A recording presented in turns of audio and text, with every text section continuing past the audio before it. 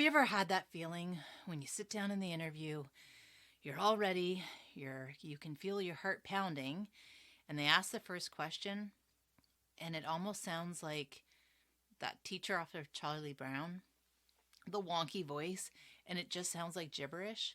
You can't make heads or tails out of what they're asking, or why they're asking it, or what you're supposed to say. It's okay. I got you. We're going to learn how to rock that interview and make sure that we do understand what they're asking in the question. I'm an HR professional. I've been in HR for several years, and I've written about 1,000 interview questions. I've had the opportunity to meet many fantastic and wonderful candidates. And over the years, I've watched as many of them have literally panicked when I asked that interview question.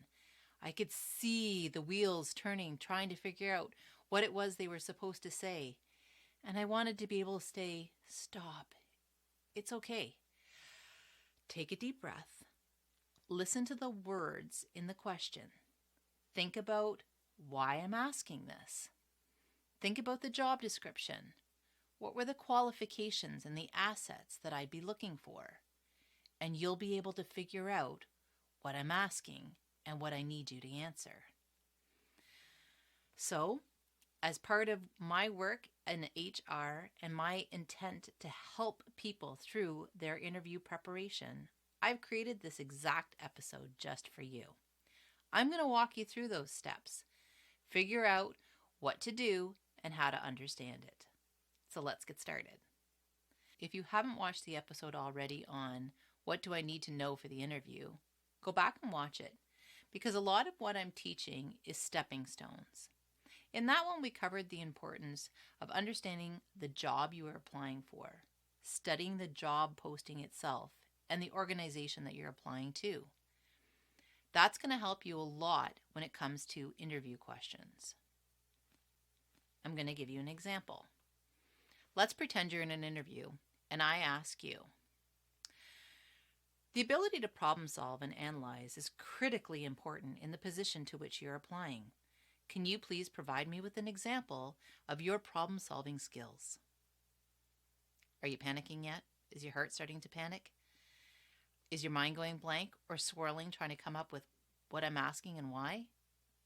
It's okay, because the answers are probably in the job posting. Pull out the one that you're looking at. Look at the qualifications and skills. Is there anything in there about required to analyze information, required to problem solve and come up with solutions? They're probably looking for an analytical, problem-solving ability or skill. And because you see it in the job posting, you may hear about it in the interview. You see, when we develop an interview package, we know we've only got a certain amount of time to run the interview for. Let's say 30 minutes, maximum 60 minutes. And therefore, I've only got a certain number of questions I can ask. Because by the time I ask you the question and then give you the opportunity to answer, we're probably talking 3 to 5 minutes. So if it's 5 minutes per question in a 30-minute interview, I can only ask 6 questions. Same rule apply to an hour interview. I can only ask 10 questions. So the questions that I'm going to put into that interview package have to have substance and meaning. Because remember, as the panelist, I'm trying to figure out whether you're the ideal candidate for this position. So the questions I'm going to ask are going to be pretty specific. And they're going to be specific to the job you're applying for. All right, so let's go back. You're being asked to explain about your problem-solving skills. You're being told they're critically important in this job, and you're being asked to demonstrate your problem-solving skills in the past. Okay, so how do you prepare for this? Well, I actually created a document that'll help you. You can find it on my website, jobinterviewcoach.ca. It's a PDF in which you would actually start to write down the different competencies and skills you see in the job description. So in this case, if we saw problem solving, we'd write problem solving. Then we'd write potentially a definition so that you clearly understood what they were looking for. You might write when or why it's required in the position that you're applying for so that you can start to think about, yes, I understand why you're asking that question, and I also know why it's critically important in this position. Then, in the next column, you're going to start to write examples of when you've done problem solving that would mirror or come close to the quality of problem solving being required in this position. Therefore, if I was to answer this question, I would start out with, yes, in this position, it is critically important that I be able to analyze and problem solve. I'm aware that in this position, it's required in this role. I am very prepared to take on this position as I have a lot of experience in problem solving, doing, and now you give them an example. You want to make it detailed enough that they understand just what you had to do, what problem you had to solve, what action you took, and what the results were. In another episode, I'm actually going to go into that way of developing your answer a little further. It's called the STAR method and can be effective in helping you organize your thoughts if you're a logical thinker.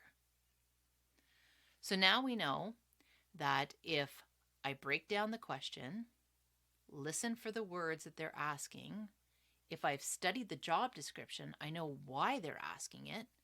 I even have examples of where that particular skill is used in the job. And I've done the work on my sheet to figure out which one of my examples is best for that particular competency. I already feel a lot better when I hear the question. The next piece will be to have practiced my answer. Just like anything else you do, the first time you say it, it sounds a little bit rambly, or you forget some details, or you start to go off on a tangent. And so therefore, it's also important that we learn how to properly practice each of our answers. And again, that's something that I'm going to dive deeper into in other episodes, as well as diving very deeply and effectively into all of these skills when it comes to my online course. I've developed it specifically so that you will be able to practice and set yourself up for success to rock your next interview. You can find my online course on my website, jobinterviewcoach.ca. The real intent here is to have you understand what they're asking so that you don't panic. It's really important to just be able to take a deep breath. Reassure yourself with the confidence that, oh, wait, I know why they're asking this, and then you're able to answer it. In fact, if you've done this, even if they throw a question at you that maybe doesn't exactly fit the job description, you'll be able to problem solve your way through it, analyze what they're asking, and understand why they would have included it as one of their 6 or their 10 questions or whatever number they're asking you in this interview. If you're able to do that, me as an interviewer, I'm starting to notice your ability to problem solve and analyze your way through. I'm watching your reactions when you're given something different to do or asked for detail. Do you panic? Do you break it down factually? Are you logical in your thinking? Are you logical in your response? Again, all things that I'm going to want to see you do when you actually do the job. That's one of the things with interviewing. We might be asking you a question, but we're actually looking for a lot more. We want to hear the answer, but we also want to know how you handled it.